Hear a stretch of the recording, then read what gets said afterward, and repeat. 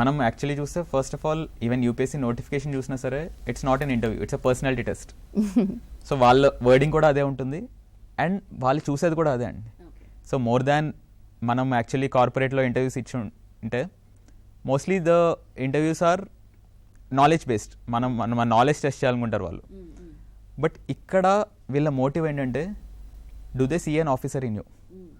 ఇప్పుడు రేపు ఒక డిస్ట్రిక్ట్ని ఈ అబ్బాయి హ్యాండిల్ చేయాలంటే క్యాన్ హీ హ్యాండిల్ ఒక డిఎం డిస్ట్రిక్ట్ కలెక్టర్ కింద అవ్వచ్చు, ఎస్పీ కింద అవ్వచ్చు. సో ఆ పర్సనాలిటీ ఉందా లేదా, ఆ ట్రైట్స్, పర్సనాలిటీ ట్రైట్స్ ఏంటి, క్యారెక్టర్ ట్రైట్స్ ఏంటి, సో వాటి మీద ఎక్కువ ఫోకస్ ఉంటుంది రేదర్ దెన్ నాలెడ్జ్ కంటే. బికాస్ దే నో నాలెడ్జ్ అనేది ఇప్పుడు 10 లక్షల మంది ఎగ్జామ్ రాస్తే ఫైనల్ ఇంటర్వ్యూకి వచ్చేది 2,500 మంది. సో వాళ్ళకి తెలుసు నాలెడ్జ్ అనేది already tested, tried and tested ఉంది. సో వాళ్ళ ఫోకస్ వచ్చి ఈ పర్సనాలిటీని ఎవాల్యుయేట్ చేయడం. సో మనం దాని మీద, so they use the questions as a medium to judge your personality. So ఏదో ఒక డిస్కషన్ చేయాలి కదా. సో న్యాచురల్ క్యూరియాసిటీగానే అలా.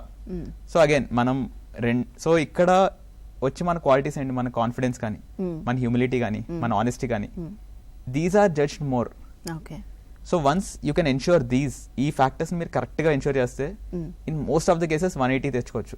Like it's been my experience. ఒక 5 attempts లో ఈ 3 ఫ్యాక్టర్స్ కరెక్ట్ గా మనం హ్యాండిల్ చేస్తే, which is a challenge definitely. అక్కడ క్వశ్చన్స్ రాకపోయినా సరే కాన్ఫిడెంట్ గా ఉండగలడం, ఏదైనా క్వశ్చన్ తెలియకపోతే ఆనెస్ట్ గా తెలియదు అని ఒప్పుకోవడం రాదర్ దాన్ సగం గెస్ చేయడం కంటే. సో ఇలాంటి ఫ్యాక్టర్స్ అన్ని అండ్ బీయింగ్ హంబుల్, బికాస్ వాళ్ళ ఎక్స్పీరియన్స్ ని, వాళ్ళ ఏజ్ ని రెస్పెక్ట్ చేస్తూ ఉండడం. సో ఈ ఫ్యాక్టర్స్ ని కరెక్ట్ గా చేయగలిగితే definitely we can get at least a decent score.